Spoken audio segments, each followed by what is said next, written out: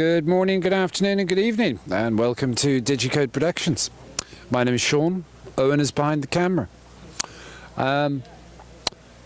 May the 25th, 2017.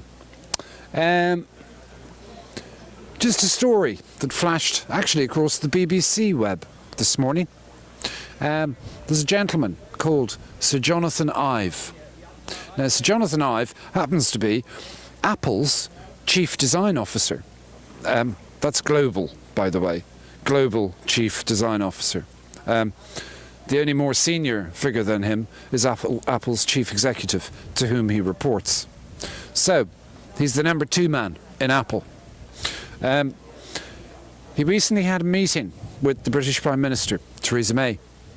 And in it, he stated that the current arrangements that are in place for foreign nationals across the European Union to come and work for Apple in the UK is an essential of Apple's continued prosperity in the UK.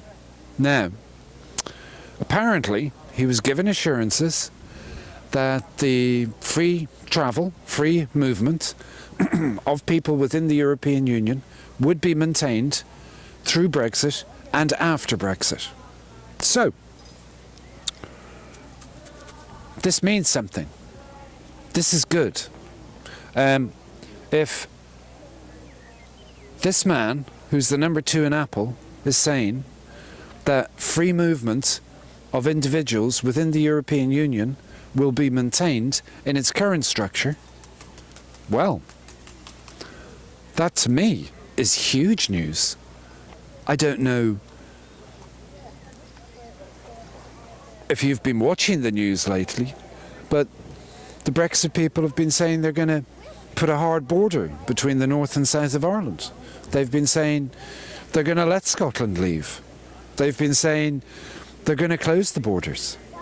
And they've definitely not been saying that the continued free movement within the European Union is going to continue. So, I think this is great news. And I think it's been released in a kind of a backdoorish kind of way. I think this is actually Theresa May saying the UK is not going to close its borders to the European Union. Wherever else it might. But to the European Union, it's not going to do it. So, a bit of reading between the lines there. I think it's quite understandable considering that Berlin is very, very happy and willing to take the tech industry from the UK.